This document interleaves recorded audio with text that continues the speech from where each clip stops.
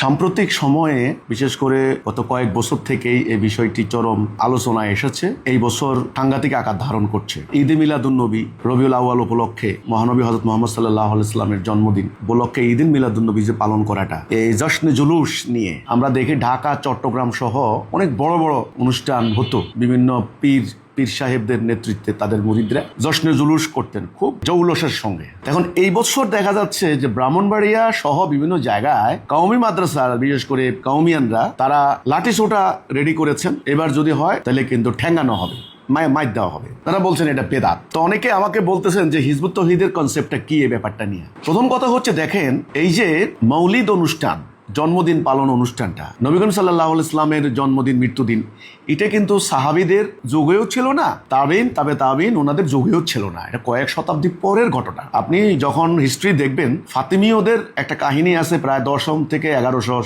শতাব্দীর ঘটনা, মিশর কেন্দ্রিক। তারা এই জাতীয় কিছু অনুষ্ঠান করতো। 8ম শতাব্দীতেও কিছু অনুষ্ঠান হইতো বাগদাদে। আসলে ব্যাপারটা ইসলামের মূল ব্যাপার না, কিছু না। এটাকে আমাদের দেওবন্দি আলেমরা যেটা বলেন যে বেদাত, ঠিক আছে, এটা থেকে আমি একমত। কিন্তু হ্যাঁ, কারণ বেদাতের যে সংজ্ঞাটা শরীয়তে আল্লাহ সুবহানাহু ওয়া তাআলা যেটা বিধিবদ্ধ করেছেন, এটার মধ্যে নতুন কিছু সংযোজন করা, এটা হলো বেদাত। তাহলে সবচেয়ে বড় বেদাত হচ্ছে হওয়া দরকার রাষ্ট্রীয় বেদাত। যেমন আল্লাহ বলেছেন, আল্লাহর বিধান দ্বারা ফয়সালা করো, আল্লাহর বিধান দ্বারা ফয়সালা না করলে কাফের। আমাদের আদালতে বিচার হয় ব্রিটিশের আইনে। এটা বড় বেদাত। এটা মুসলিম জীবনের, আমাদের দিনের কোনো অংশ না। সুদ ডিরেক্ট হারাম, সেই সুদী অর্থনীতি আমাদের চলে, এটা থেকে বড় বেদাত আর নাই।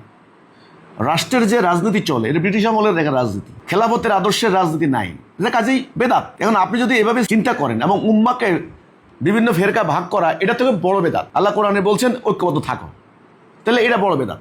তা কাজে রাষ্ট্রীয় বেদাতগুলি আগে, দিনের বিনিময়ে নেওয়া, এর থেকে বড় বেদাত আর হতে পারে না। কোরআনে আল্লাহ বলছেন, যারা আল্লাহর আয়াত গোপন করে এবং বিনিময় তুচ্ছ মূল্য গ্রহণ করে, তাদের পেটে আগুন ঢুকায়। তার মানে আল্লাহর দিনের কাজ করে বিনিময় নেওয়া একদম নিষেধ। এখন এটাকে যারা বৈধ করে, এটা হলো বড় বেদাত। তো কাজে এখন আপনারা যারা কবরে মোমবাতি দেওয়া বেদাত, কারো পায়ে সালাম করা বেদাত, ঈদ মিলাদুন্নবী বেদাত, মিলাদ করা, ইয়া নবী সালামু আলাইকুম করে দাঁড়াইয়ে দাঁড়াওয়া বেদাত, বেদাতের যে লিস্টিগুলো করতেছেন, এগুলো কিন্তু ইসলামের, কোরআনের, আল্লাহর ডিরেক্ট হুকুমের সঙ্গে সম্পর্কিত বেদাত না। আরে হতে পারে এটা একেবারে দুর্বল বেদাত, ছোট বেদাত। কিন্তু এখন যেটা হচ্ছে, আমরা ছোটবেলায়ও কিন্তু বিভিন্ন সংগঠনের ব্যানারে ঈদে মিলাদুন্নবীর উপলক্ষে, মানে 12ই রবিউল আউয়াল উপলক্ষে সিরাতুন্নবী মিছিল হইতো। তো আমরা মিছিলে যাইতাম, স্কুল কলেজ যখন পড়তাম। সেখানে বাংলাদেশের প্রান্ত হতে সালাম জানাই হে রাসূল, এ ধরনের কথা বলে বলে আমরা গান গাইতাম। তো এগুলি তো কারা চালু করলো, কখন থেকে চালু হলো, এটা নিয়ে বিস্তর আলোচনা, আমি সেদিকে যাচ্ছি না। আমার কথা হলো, এখন যেভাবে লাঠি সোটা রেডি করছেন মারামারি করার জন্য, এটা তো ফিতনা, ডিরেক্ট ফিতনা। এই ফিতনায় তো উম্মাহ ধ্বংস হয়ে গেছে। এটা বেদাত, ওটা বেদাত, এটা শিরিক, ওটা কুফর, এটা মাসালাগত সমস্যা, মাসলাকগত বিরোধ, এগুলা করে তো শেষ। আমরা দুনিয়াবাসী দেখে, দূরের থেকে কি দেখে, মুসলমানরা একদল আরেক দলকে দেখতে পারে না, সহ্য ক্ষমতা নাই, এরা উগ্র, এরা সন্ত্রাসী, এরা নিজেদের মধ্যে বিভিন্ন বেদাত ফেরকা নিয়ে মারামারি, আকিদাগত নিয়ে মারামারি, এগুলো অনর্থক, অপ্রয়োজনীয়। ঈদে মিলাদুন্নবী বন্ধ করা, জশ্নে জুলুস বন্ধ করার জন্য লাঠি সোটা নিয়ে, এটা তো ফিতনা হচ্ছে।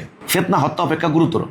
ফিতনার বিরুদ্ধে যুদ্ধ করতে বলছেন আল্লাহ, তখন এটা কি হবে? এই জন্য আমাদের হিজবুত তৌহিদ আন্দোলনের মূল বক্তব্য, আমাদের কথা এই প্রসঙ্গে আমরা বলতে চাই, দেখেন, আপনি যদি রাসূলুল্লাহর জন্মদিন পালন করেন, ভালো, আমি না করি না এটা। ওনার জন্ম আমাদের জন্য 100 ভাগ্যের দুয়ার খুলে দিয়েছে মানব জাতির। বাড়াবাড়ি কোনো দিকে ভালো না। তাহলে রাসূলুল্লাহর সিরাত নিয়ে যদি আলোচনা করেন, সিরাতুন্নবী, রাসূলুল্লাহ জীবনী নিয়ে যদি আলোচনা করেন, সিরাত গ্রন্থ, ইবনে ইসহাক, ইবনে হিসাম, সিরাত গ্রন্থ, সেখানে আপনি কি পাবেন?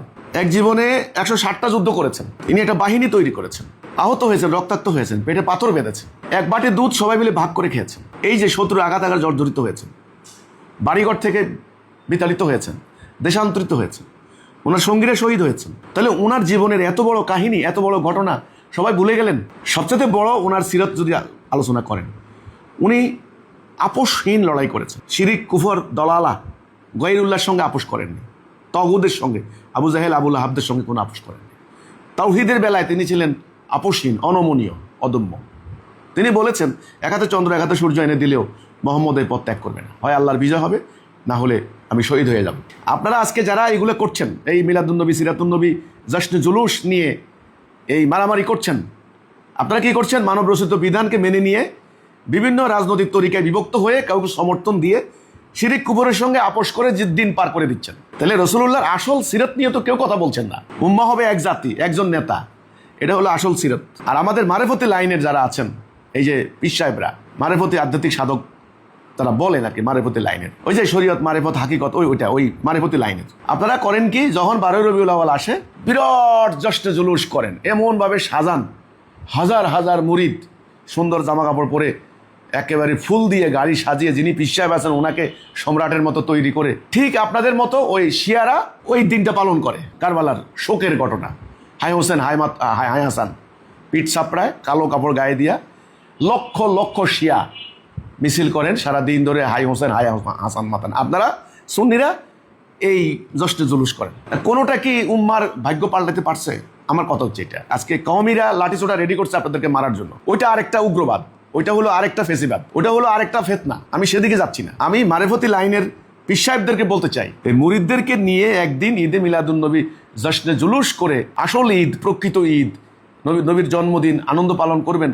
আমার তো কোনো, আমি খুশি আলহামদুলিল্লাহ, আমাদের নবীর জন্মদিন মানে হলো আমাদের জন্য আনন্দের দিন, এটা ঠিক আছে। কিন্তু আমার কথা হলো এই মুরিদদেরকে এই ধরনের কাজে লিপ্ত না রেখে আসেন আপনারা ঐক্যবদ্ধ করেন, সংগ্রামে উদ্দীপ্ত করেন। নবী কি করেছেন? 160টা যুদ্ধ করেছেন। সাহাবীরা কি করেছেন? শহীদ হয়েছেন দিন কায়েম করার জন্য, আনাকিমুদ্দিন দিন কায়েম করার যুদ্ধ করেছেন, দেশান্তরিত হয়েছেন, কাছে লতা পাতা খেয়েছেন। অধিকাংশের কবর হয়েছে বিদেশের মাটিতে, হাজার হাজার নারী বিধবা, হাজার লক্ষ লক্ষ শিশু এতিম। এটা বাস্তবতা। এই লড়াই, এই সংগ্রাম, এই শাহাদাতের বিনিময়ে দিন কায়েম হয়েছে। আজকে রাষ্ট্রে দিন কায়েম নাই, সমাজের সুদীর অর্থনীতি, রাষ্ট্র চলে ব্রিটিশের আইনে, ধাপ্পাবাজের রাজনীতি, চাঁদাবাজের অত্যাচারে মানুষ ঘুমাইতে পারতেছে না। গ্যাস সংকট, বিদ্যুৎ সংকট, রাজনৈতিক সংকট, নানান সংকটে জাতি জর্জরিত। এই সংকট থেকে দূর করতে পারে আল্লাহর কোরআন এবং সুন্নাহর রাষ্ট্র ব্যবস্থা। ওইটা কায়েম না করে আপনারা মারেফতি লাইনের, সুফিবাদী লাইনের ভাইয়েরা আপনারা জশ্নে জুলুস করছেন।